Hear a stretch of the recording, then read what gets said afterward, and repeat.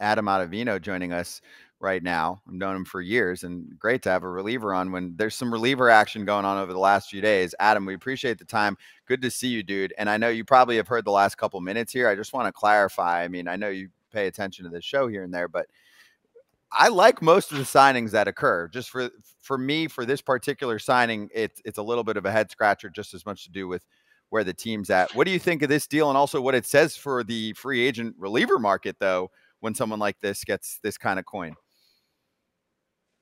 Hey guys, how you guys doing? Yeah, no, I was curious to see what Stevenson would get for sure. You know, he was dominant down the stretch last year.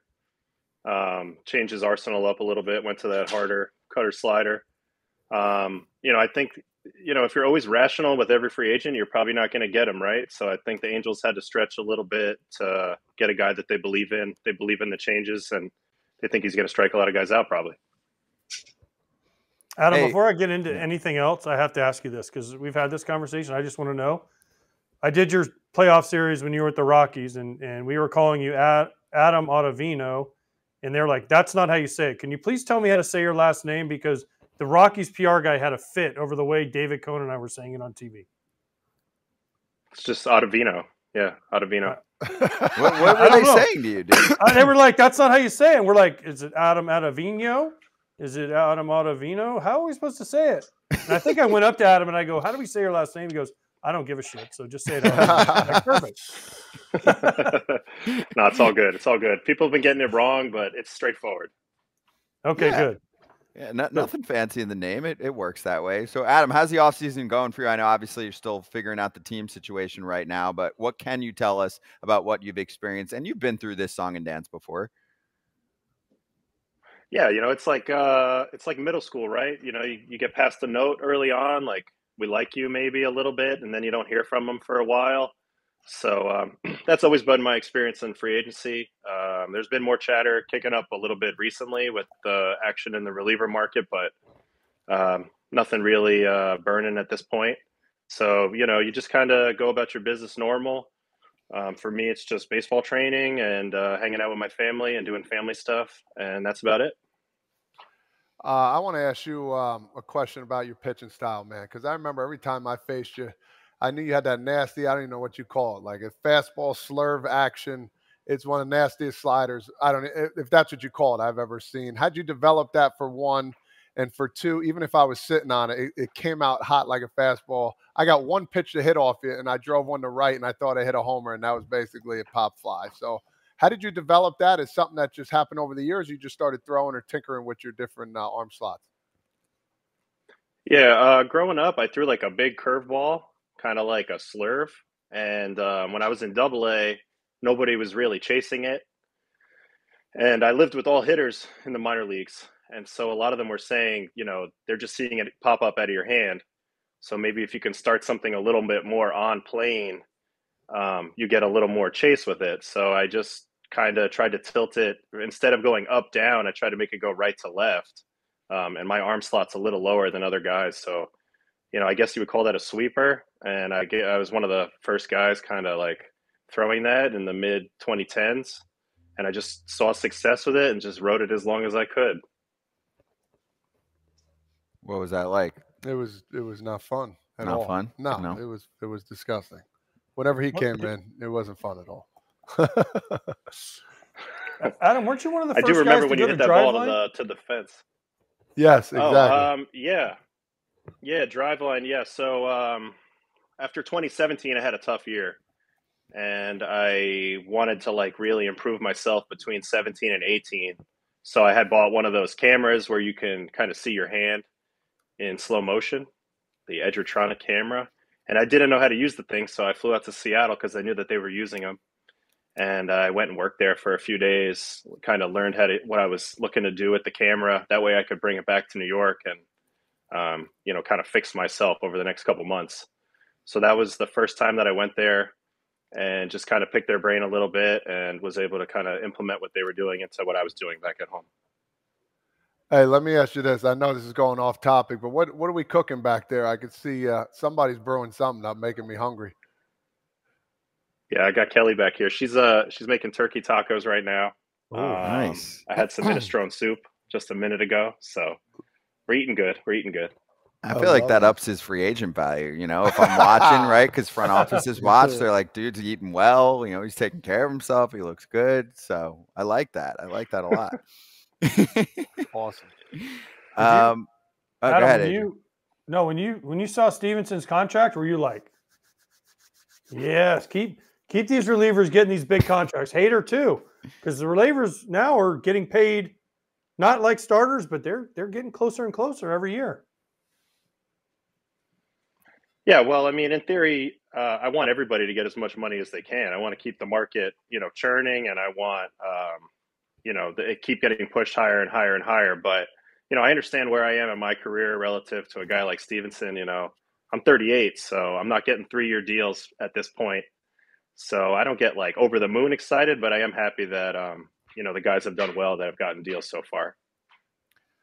I want to ask you a question about playing with in what I consider, and AJ won't agree with me, but 3 of the biggest teams to ever, in Major League Baseball. You play with Boston, you play with the Mets, you play with Yankees. In the Northeast, that's a monster deal up here. I mean, the big 3 dragons. So can you compare those to each other? Is there one that you're like, man, this blew me away? They've all been great. I caught the Mets in the Steve Cohen era, so I didn't get to see it prior to that. So I would say, like, growing up, the Yankees always had certain expectations, and the Mets maybe were under that. And I think that's more of an evolving situation now where, the Mets have huge expectations now and are starting to get a little bit more on par with the experience of playing on the Yankees. Red Sox, that's been there ever since they started winning. So, yeah, I mean, all 3 are kind of similar in that the fans demand a lot. And those are teams that typically go out and act like the big boys and spend the money. I know Boston's not right now, but typically that's the way that those teams operate. And those are the teams that I always wanted to be on. Those are the stages that I wanted to pitch on. I will say, the first team of those 3 that I was on was the Yankees. And when I became a Yankee, it kind of blew my mind a little bit because it was way different than what I experienced previous. And it was just really exciting to feel like people were hanging on every pitch. Okay, so you said those 3, and I agree with Todd. Those are probably the 3 biggest markets in all of baseball. Maybe throw in LA, but they're the 3 cornerstone franchise in MLB. Which one was your favorite? I mean, I like them all for different reasons. I will say I had a great time with the Mets the last 2 years. Last year didn't go as well as we wanted it to go. But I really like what the Cohens are doing there. I really think that they're going to build a sustainable winner there. I really do think that the Mets are going to be a force to be reckoned with over the decades to come. And, I do like the direction they're going in. Boston, we got almost to the World Series, so that was a heck of a season. And Yankees in 2019, we got almost there too. So, from a winning perspective, those places I got a lot closer to the end goal. And that was really exciting, but also a really big heartbreak to not get the job done. I want to kind of piggyback off the Mets a little bit and talk about Kodai Senga. What have you seen from him? He's a guy that everybody was talking about. He came in, had an excellent season. Just one of those guys where it's like, hey, we don't know what to expect. We know how good he can be. Can you talk a little about Kodai and what you think, moving forward will happen with him? Yeah, Kodai's a beast. I mean, physically, he can throw up to 100. Kind of shape the ball anyway. He's an absolutely incredible athlete, which is something that I didn't really know about him until I played with him. The thing that impressed me the most about him this season, though, is just the adjustments he made. When he came over, I think he was still trying to figure out the ball, still trying to figure out his routine, still dealing with a little bit of that intimidation of the major league hitters because it is different than in Japan. But once he got his feet under him, I mean, he didn't really look back. He threw more strikes. He attacked guys with more confidence. And once you can get to that fork ball, it's going to be tough. It's going to be tough. He's going to end the at-bat right there with that pitch because nobody was really hitting it. I think that pitch alone kind of keeps his ceiling super, super high, and all the other adjustments are going to keep him, as a guy that's going to be consistent going forward. Okay. You're still a free agent. There is a ton of big-name free agents still out there, right? Cody Bellinger, Chapman, yourself, right? All these guys that are big-name guys. Why are there so many free agents left? We're January 22nd. Spring training starts in about 3 weeks or a little, around there. Why are there so many of these guys still left out there and not signed, including yourself?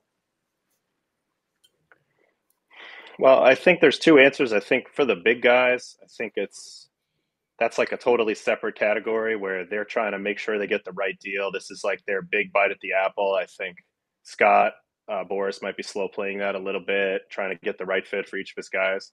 I think for everybody below that, I think the modern analytics have done a nice job for the teams of kind of jumbling everybody together, where they don't maybe care as much which guy they're getting, which is a little unfortunate for me to feel that way. I feel like they just kind of, oh, they're all within a half a projected war of each other. We'll kind of take whoever. And we know collectively that the longer we wait, the more antsy guys are going to get and prices will come down.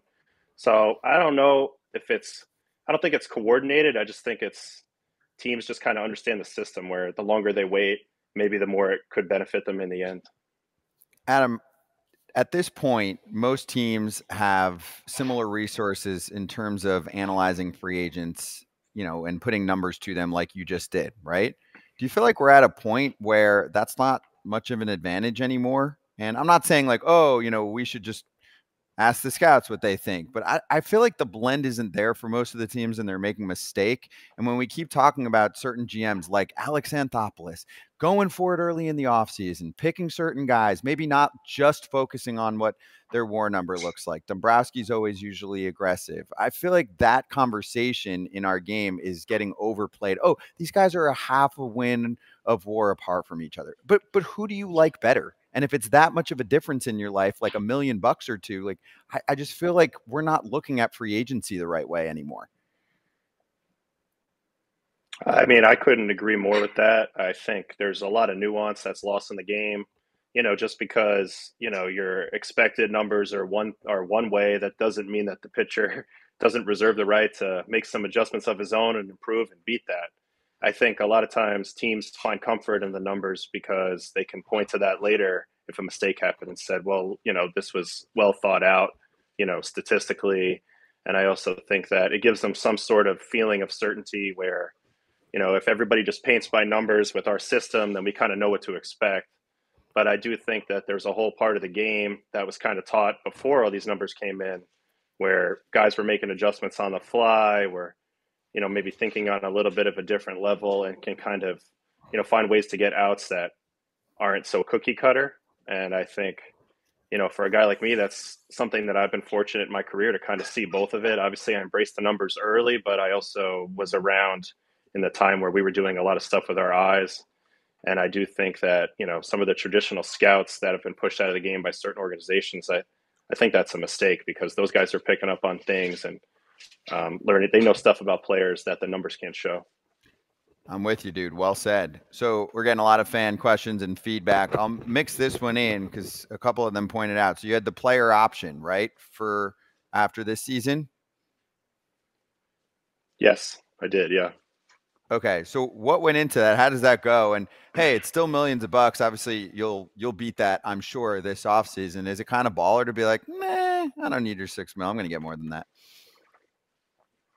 No, I mean, to be clear, like I wanted to stick with the Mets. It is the best situation for me. Being a New York guy, I love my time with the Mets. It's just more of a function of at the moment I had to make the decision.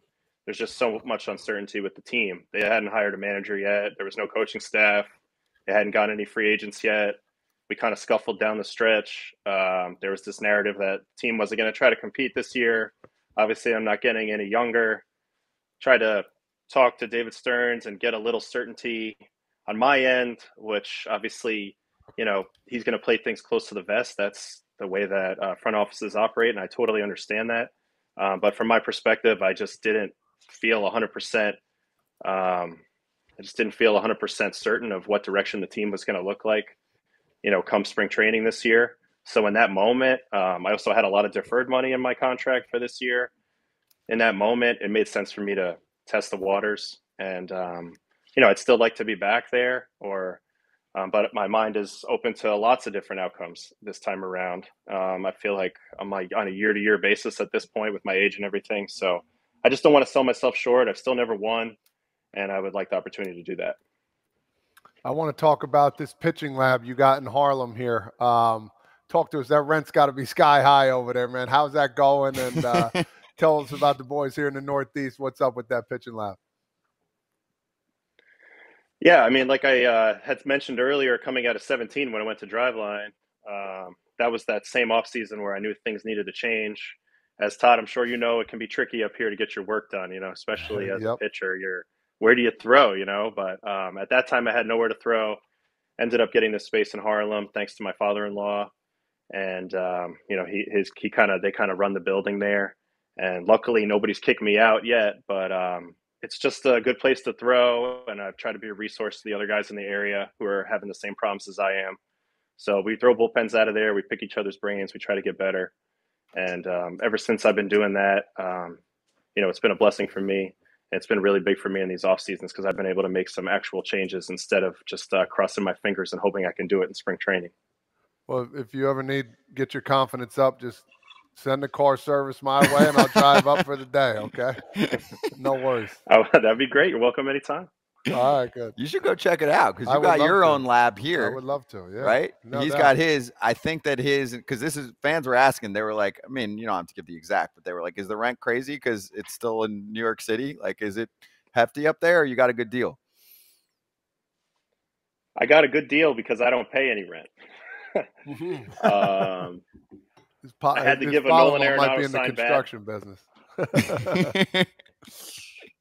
I had to give a Nolan Arenado signed bat at the beginning, and there's been a couple other autographs that had to go his way throughout the years. And I know that they might pull the rug out for me any day now, and that the lab will be done. But I've been really lucky to keep it for 5 or 6 years, and I mean, it's just been awesome. Just trying to make the most of what we got, and thankfully I have people in my corner that are helping me out. Dude, that's awesome. I love that. All right, so the topic that we're going to get to later here that's dominating among the fans is Anthony Rendon said he wished the season was shorter. Obviously, he's going to get shit because he hasn't played a lot recently, but I want to steer it more towards that actual topic. Do you think that the Major League season is too long and that the sport could benefit from a few less games? Obviously, we know it's a business, so the idea on my side at least is you make up for that maybe with a little bit more on the playoffs, like make the first round a best out of 7, do a little bit of tinkering there. But what do you think? And just in general, if you're putting on your commish hat, your CEO hat, what are you going to do? Me personally, no, I don't think the season's too long. I think that the difficulty of the schedule is kind of what makes baseball different than the other sports. Having to do it day in and day out and post when you're not feeling good and find a way to impact your team on a daily basis and collectively make it through that 6 months and then on into October. I think that's the challenge that I always have signed up for. It's kind of in my opinion that is kind of that's the real challenge of the game, is just finding a way to be good year after year, game after game for a really long time. I understand it's not everyone's cup of tea, but to me, baseball exists kind of as a companion to a lot of people. It's there for them every night, 8 months out of the year, if you include spring training and the playoffs. And for it not to be there, I think it would be a very different sport. Okay, I like it. By the way, mix in just a couple more things before you jump from fans. Jacob said, Ottavino, you're screwing me up, AJ, being a switch hitting pitcher doesn't get talked about enough. Are you a switch hitter? Yeah, I have 2 hits in the big leagues, 1 lefty, 1 righty. So that's my claim to fame. I wouldn't look up the rest of my numbers. They're not pretty, but I do have a hit lefty and righty. Oh, shit. I did not know that. That's cool. And then one more baseball-y question from Mike. Wants to know what you and other pitchers can do this offseason to work on adjustments to stolen bases, because obviously we knew it was going to be a thing. I don't know if anyone expected it was going to go up 40%. Did you? Oh, Todd Father. Go ahead. We could show him. Yeah, tell Ottavino. You could tell. Yeah, I said there was going to be a couple over 70. Sure. He also said 4.5 inches was huge.